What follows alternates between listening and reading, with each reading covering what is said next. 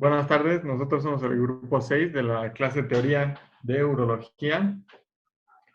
Nosotros vamos a hablar sobre cáncer renal. Siguiente. Bueno, primero que nada, el carcinoma de células renales va a comprender entre el 90 y el 95% de las neoplasias malignas del riñón. Esto va a ser predominante en varones, con una relación de 2 a 1 frente a las mujeres, y su incidencia alcanza su máximo entre los 60 y 70 años de edad. Siguiente.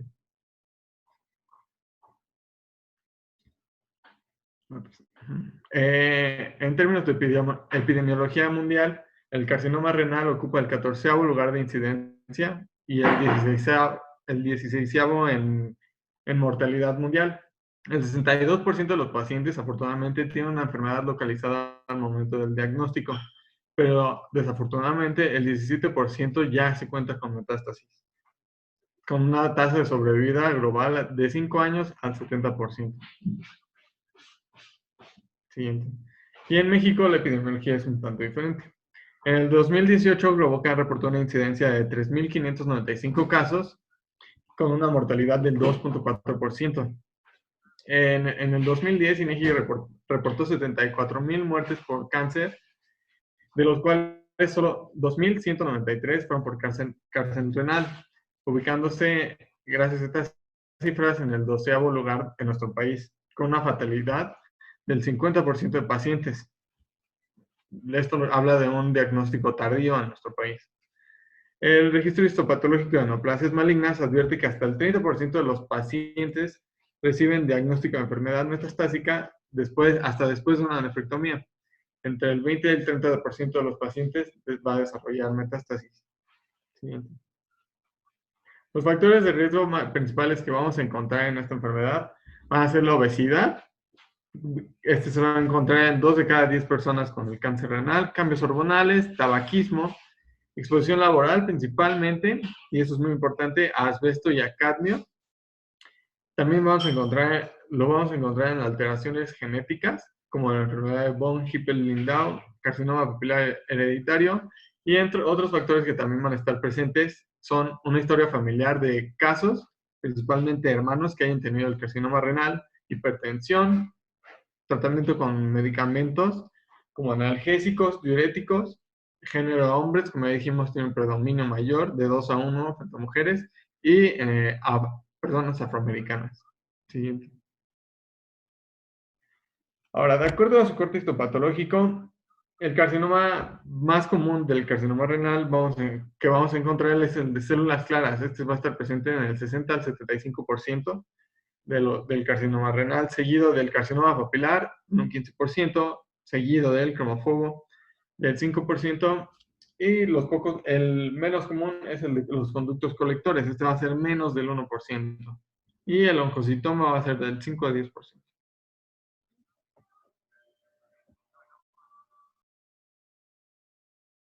Bien, ahora hablaremos sobre alguna clasificación de estos tumores.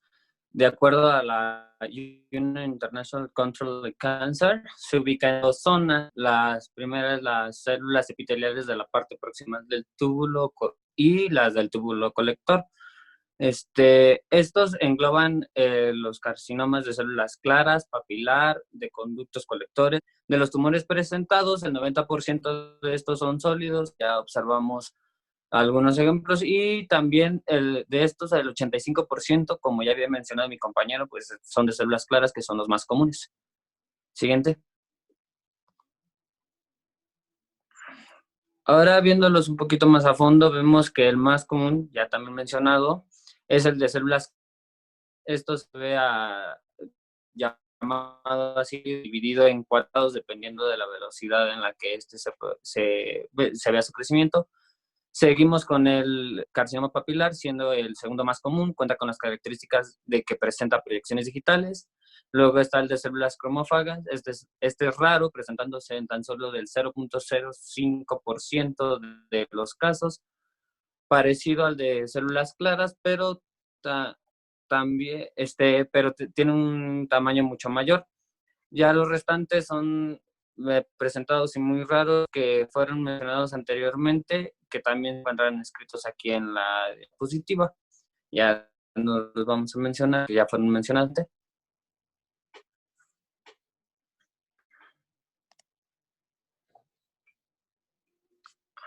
Aquí vemos lo que es la localización que ya les había mencionado hace 2 diapositivas.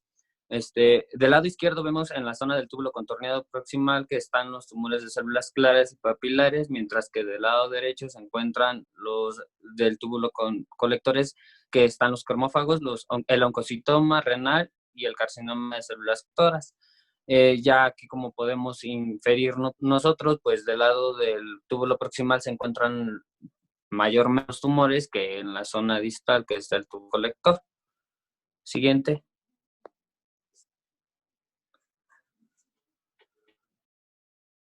Ahora entraremos a lo que son los tipos de cáncer ya como tal, siendo el primero el carcinoma de células claras, ya que como se mencionó es el más frecuente de todos, el cual se presenta por una lesión del cromosoma 3 del brazo pequeño, ya dijimos que es del túbulo proximal, también se encuentra presente en la enfermedad de von Hippel-Lindau. Ya se dijo que el 90% de los tumores se presentan en forma sólida y pues este tumor no es la excepción. Muy comúnmente se encuentra en forma sólida y se presenta muy comúnmente cuando el paciente ya presenta metástasis. Siguiente. Y aquí lo que podemos ver es la presentación de algunos mecanismos de acción de algunos medicamentos para frenar este cáncer, los cuales son llamados inhibidores de la sinasa, en sus ejemplos está el temsirolimus y el everolimus, que como se observa en la imagen, cuando ocurre algún estímulo para que así la célula pueda empezar una cascada de señalización en la cual se vaya a replicar, estos inhiben a la acción de la sinasa en la molécula del mTOR. Así ya la acción de la sinasa no llega hasta el núcleo para que pueda hacer la replicación. Siguiente.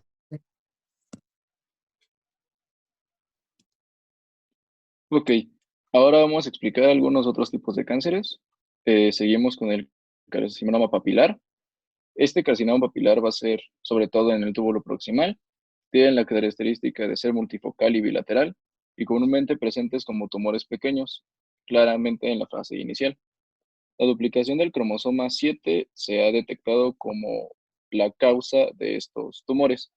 Y abajo podemos visualizar unos cortes histológicos de un carcinoma papilar. Después tenemos los carcinomas cromófobos. Representan el 5% del total de los cánceres renales. Su localización más común es en el túbulo colector. Carecen de la abundancia de lípidos y glucógeno. Esto los diferencia de los anteriores, que sí cuentan con estas sustancias, con estas inclusiones citoplasmáticas. Y bueno, podemos también ver algunos cortes histológicos de esta patología. Siguiente, por favor. Una clasificación que nos auxilia mucho para dar un grado a estas patologías es la clasificación de Fuhrman. Esto se basa en el diámetro del núcleo, en la forma del núcleo y en el nucleolo. Esto tiene que ser por reporte histopatológico y lo divide en un grado 1, un grado 2, un grado 3 y un grado 4, siendo el grado 1 el menos severo y el grado 4 el más severo. Siguiente, por favor. Bueno, las manifestaciones clínicas. Lo que caracteriza a un carcinoma renal es la tríada clásica de hematuria, dolor y tumoración en el flanco donde se localice. Puede ser en riñón derecho o riñón izquierdo. Y bueno, la hematuria tiene la característica de no ser dolorosa. Un dato importante que nos puede ayudar a diferenciar de alguna infección, como en el caso de una pielonefritis u otro proceso que se le parezca. Tenemos además de la tríada clásica de hematuria, dolor y la tumoración, pérdida ponderal, anemia, fiebre, lo que nosotros llamamos síntomas B. También podemos visualizar en los cortes histológicos amiloidosis, que no es otra cosa más que la agregación de proteínas que sufren un cambio en su conformación, y también hay un aumento de la tasa de eritrosedimentación o velocidad de sedimentación globular. Esto quiere decir que hay un proceso sistémico que es inflamatorio y no es específico de esta patología. También se puede presentar en infecciones o en alguna patología reumática. La que sigue, por favor. Otra característica, como en todos los demás cánceres, son los síndromes paraneoplásicos. Estos se presentan en el 10 al 40% de los pacientes, siendo el más común la hipertensión, que se presenta en un 20%. También está el síndrome de Stauffer, es una disfunción hepática no metastásica. ¿Esto qué quiere decir? Que la disfunción que presenta el hígado no se debe a una infiltración del tumor a dicho órgano, más bien es una afección del hígado derivada del proceso que sufre el riñón, al retener líquidos, sal y otras sustancias de desecho, afecta la función renal sin infiltrar al órgano. También se presenta hipercalcemia, eritrocitosis, que de hecho es el cáncer que más comúnmente causa policitemia. Otros ejemplos son el hemangioma cerebelar, y también puede haber una disfuncionemia adquirida, de los cuales no se tiene bien claro el porcentaje de los pacientes en quienes se presenta. El que sigue, por favor.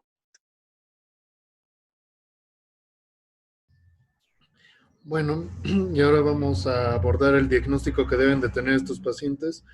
Es muy importante tener una historia clínica adecuada y extensa acerca de cuándo empezó a tener las molestias, desde cuándo el dolor, la hematuria, la masa palpable, etcétera.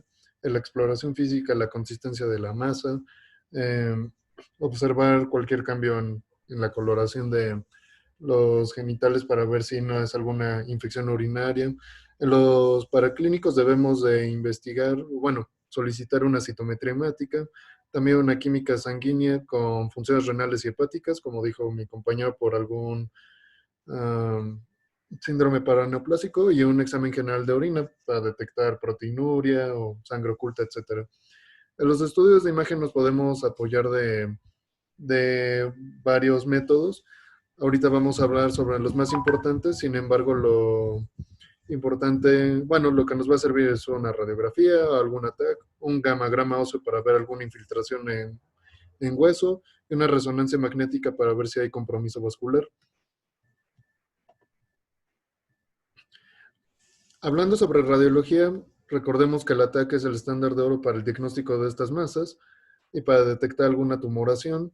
También nos podemos ayudar de ultrasonido, de urografía excretora, de arteriografía o de resonancia magnética nuclear.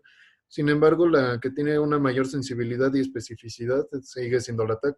Por lo tanto, el estudio de primera elección va a ser la TAC, al igual que el estándar de oro, porque en este podemos ver cavitaciones, ulceraciones, etc. Bueno, aquí vemos un TAC y vemos, como ya dije, que es el estudio más sensible.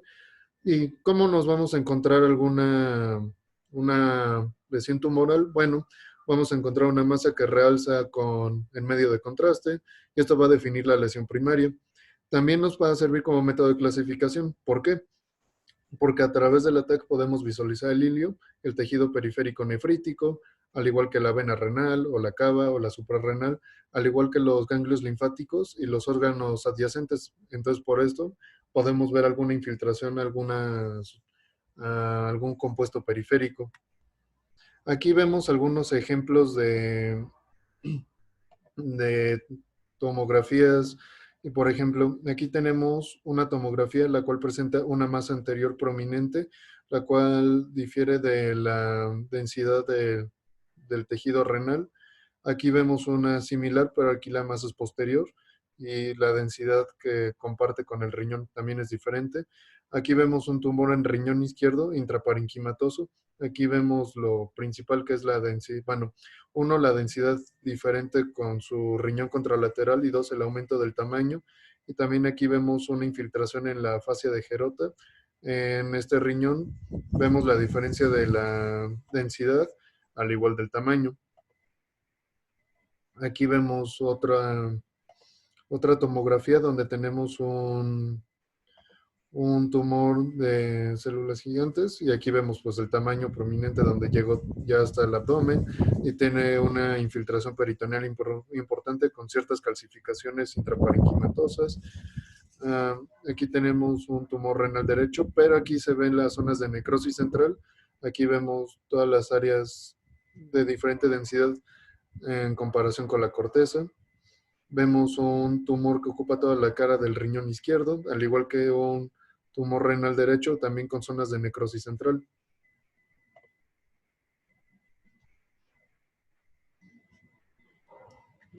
Bueno, la urografía excretora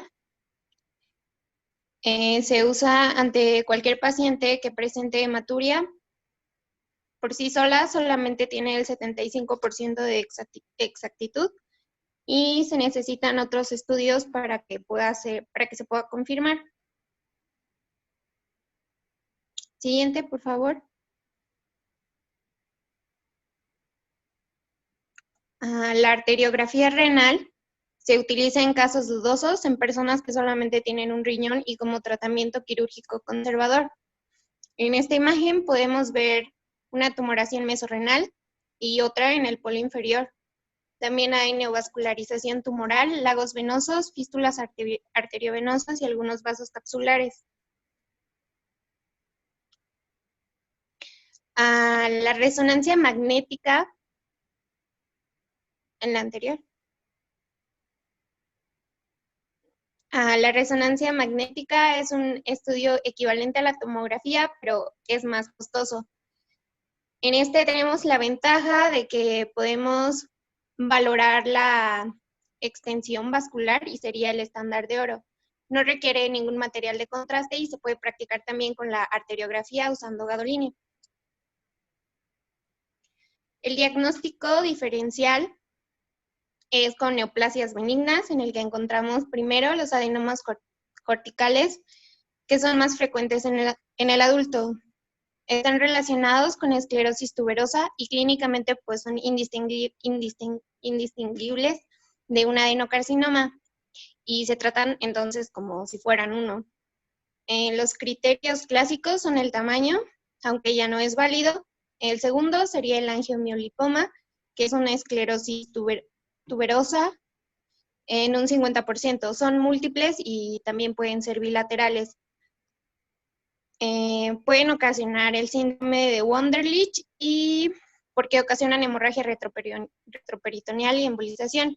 El tercero es el oncocitoma, que es benigno, pero como no puede ser, no se puede excluir la malignidad ni radiológicamente ni tampoco histológicamente, se tiene que tratar con nefrectomía. Y finalmente es el nefroma mesoblástico, que es una amartoma fetal y es el tumor más frecuente en recién nacidos y también en los lactantes.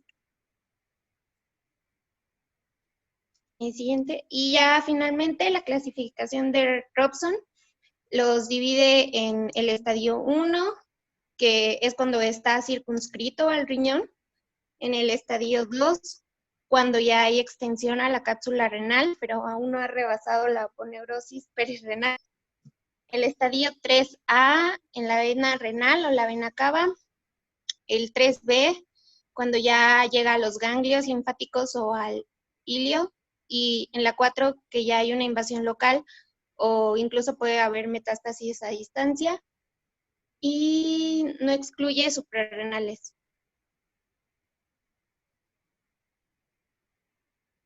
Y ya. Bueno, por parte de la clasificación de TNM, esta nos va a ser funcional ya que vamos a estratificar el tumor para poder aplicar el tratamiento y el tratamiento pues va a depender de qué tan avanzado esté la enfermedad. El T significa tumor y esta nos va a valorar la extensión del tumor propio del riñón y su tamaño. El N significa ganglios linfáticos, si están presentes o no. Y M significa metástasis, si ya tenemos metástasis a distancia o no. Un punto clave sería, por ejemplo, en donde dice TX o NX o MX. Eso significa que no se puede valorar por cualquier circunstancia. Por ejemplo, que ya hayan quitado el riñón y hayan dicho que era una neoplasia benigna y no, o sea, y entonces no tenemos el tumor primario, por ejemplo, y lo clasificamos como TX. ¿Le puedes dar en la siguiente?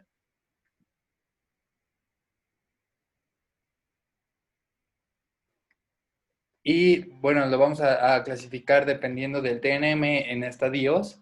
Y de acuerdo al estadio nos va a servir para dar un pronóstico de la enfermedad y cuál va a ser su sobrevida a 5 años. El estadio 1 pues va a ser el más leve, un tumor 1 que está localizado en su sitio. Estadio 2 ya va a ser un tumor más grande. El estadio 3 ya va a abarcar los ganglios linfáticos positivos y en el estadio 4 ya vamos a encontrar metástasis a distancia. ¿Le puedes dar la siguiente? Y el tratamiento, como ya les había dicho, el tratamiento depende de la etapa en la que esté el tumor. Y bueno, la nefrectomía radical nos va a servir para los estadios 1, 2 y 3. Y bueno, va a consistir en la extirpación en bloque del riñón, la fascia que tiene alrededor, que es la fascia de Gerota, la glándula suprarrenal y, bueno, la grasa y algunos ganglios linfáticos y también la parte proximal del uréter. Por otra parte, la nefrectomía parcial se va a reservar para los pacientes que solo tienen un solo tumor, un solo riñón y en ese riñón está el tumor. Y en casos de que el tumor sea bilateral y tumores que sean menores de 4 centímetros, que estén bien delimitados y que no afecten la grasa perirenal, bueno, va a consistir en que es preferible cuando hay una insuficiencia renal secundaria a la litiasis recurrente o a la diabetes mellitus. Y por otra parte, la crioablación laparoscópica la vamos a ocupar en estadio 3 con tumores menores de 3 centímetros y también los tumores que nos estén dando el síndrome de Stauffer. Y bueno, va a ser basada en crioondas con gas argón y nitrógeno líquido, con doble ciclo de congelación y descongelación. Y bueno, lo importante de esto es que va a requerir una circulación extracorpórea. Y bueno, las quimioterapias, inmunoterapia y radioterapia complementaria no son muy útiles en estos casos. ¿Puedes dar la siguiente, doctor? Bueno, en casos de que encontremos ya metástasis, pero en un sitio único, vamos a dar una resección a estas metástasis, pero solo en caso de que sean solitarias y en el pulmón. Y pues después de hacer la nefrectomía radical, ya no vamos a ocupar más terapias. La siguiente, doctor.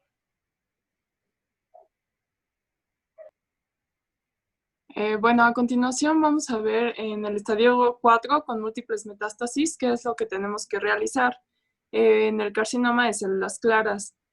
Vamos a tener que si el pronóstico es favorable o intermedio, pueden ser jóvenes sin comorbilidades y sin metástasis cerebral, donde la interleucina 2 está a está a 600.000 unidades por kilogramos o 720.000 unidades por kilogramos a un máximo de 14 dosis seguidas y el segundo ciclo sería 9 a 14 días después. Si hay respuesta en 6 a 8 semanas, vamos a repetir el mismo tratamiento 2 veces más. Sin embargo, si no son candidatos a interleucina 2, tenemos 3 opciones, que es el pazopanib, que serían 800 miligramos por día, vía oral y es continuo. El interferón 9, 3 veces por semana, más bevacizumab, que serían 10 miligramos por kilogramo. Este sería intravenoso y sería cada 2 semanas. Y el suritinib, que serían 50 miligramos por día, sería vía oral y por 4 semanas, cada 6 semanas. Sin embargo, si el pronóstico es desfavorable, lo que vamos a tener son 3 opciones, donde tenemos el sunitinib, que son 50 miligramos vía oral por día por 4 semanas, el pazopanib, que son 500 miligramos vía oral por día, o el talicromus, que son 25 miligramos intravenoso por semana. Siguiente, por favor. Bueno, en el carcinoma de células claras, que muestre una clara falla a la terapia, vamos a tener que la inmunológica, que va a ser con citocinas, vamos a tener el sorafenib, que son 400 miligramos vía oral cada 12 horas, el sunitinib, que son 50 miligramos vía oral cada 24 horas, por 4 semanas, cada 6 semanas, o el pazopanib, que son 800 miligramos vía oral cada 24 horas, que es lo que ya les había dicho en la diapositiva pasada. Otra terapia que tenemos es con diana molecular específica, que es cuando falla el sunitinib, el sorafenib o el pazopanib. Vamos a utilizar lo que es el everolimus, que son 10 miligramos vía oral cada 24 horas. Si tenemos falla a bevacizumab, vamos a utilizar el sunitinib o el pazopanib. Sin embargo, si no, podemos considerar un tratamiento con sunitinib en pacientes que sean refractarios al sunitinib más un tratamiento subsecuente. Siguiente, por favor. Bueno, y para el pronóstico tenemos una escala, que es la escala de Motzer, donde vamos a tener que niveles elevados de DHL de más de 1.5, que es el límite superior, niveles elevados de calcio de más de 10 miligramos por decilitro, anemia, menos de un año entre el diagnóstico y el inicio del tratamiento sistémico, y el estado funcional bajo, que sería en una escala de Karnofsky de menos del 80%. Bueno, y aquí vamos a tener que si no hay ningún factor de los que mencionamos, va a tener un buen pronóstico, una sobrevida global a 30 meses. Sin embargo, si existen 1 o 2 factores, vamos a tener un pronóstico intermedio y sería una sobrevida global a 14 meses. Y si tenemos 3 o más factores, va a ser un mal pronóstico y una sobrevida global a 5 meses. Siguiente, por favor. Y bueno, si encontramos una masa renal accidentalmente, tenemos que realizar un examen físico, un análisis de orina, y de ahí vamos a realizar una ecografía. Si encontramos en la ecografía un quiste simple, lo que vamos a hacer solamente va a ser observarlo. Sin embargo, si el quiste es complejo o hay una masa sólida, vamos a realizar una tomografía computarizada. Y aquí podemos encontrar 3, que es una masa sólida. Lo que haríamos es una nefrectomía radical. Si la masa es indeterminada, si la tomografía es indeterminada, puede que sea una masa compleja. Y en este caso podemos tener un quiste complicado donde se haría nefrectomía. Sin embargo, si es un pseudotumor, vamos a realizar una gammagrafía. Y si tiene captación, vamos a observarla. Sin embargo, si no hay captación, se va a nefrectomía. Y la tercera opción es un quiste simple y lo único que haríamos sería observación. Siguiente, por favor. Bueno, ¿qué vamos a hacer si encontramos una masa sospechosa? Pues como siempre es importante una historia clínica y examen físico completos, estudios complementarios como es la biometría hemática, la química sanguínea, DHL, EGO, un ataque de tórax y de abdomen y pelvis, una resonancia magnética para observar afectación vascular o sospecha de metástasis cerebral o insuficiencia renal, y un gammagrama óseo para si tenemos sospecha clínica. Tenemos aquí 2 clasificaciones que son los estadios 1, 2 y 3A, y lo que podemos hacer es cirugía. De ahí vamos a tener una observación o terapia adyuvante en estadios clínicos. Sería cada 6 meses por 2 años y después anualmente por 5 años. Historia clínica y exploración más estudios de laboratorio, 4 a 6 meses de radiografía de tórax, más TAC abdominal. Y bueno, esto sería una recaída en primera línea de tratamiento. También tenemos en los estadios 1, 2 y 3A una resección quirúrgica de metástasis resecable. En este caso seguiría una nefrectomía más metastasectomía, una recaída de primera línea de tratamiento. Sin embargo, si es potencialmente resecable, vamos a tener nefrectomía citorreductiva en pacientes seleccionados previa terapia sistémica. y ver la primera línea de tratamiento. Sin embargo, podemos utilizar también lo que son tratamiento farmacológico o quirúrgicamente no resecable y podemos observar la primera línea de tratamiento. Siguiente, por favor.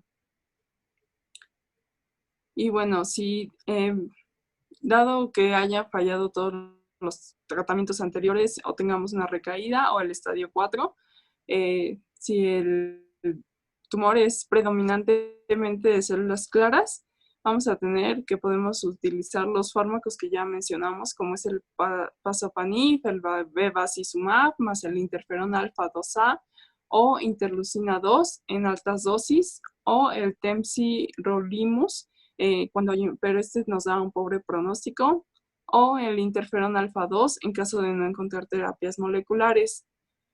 También podemos utilizar lo que es el temsirolimus, igual con un pobre pronóstico, el sorafenib, el sunitinib, o quimioterapia, que sería en categoría 3, más la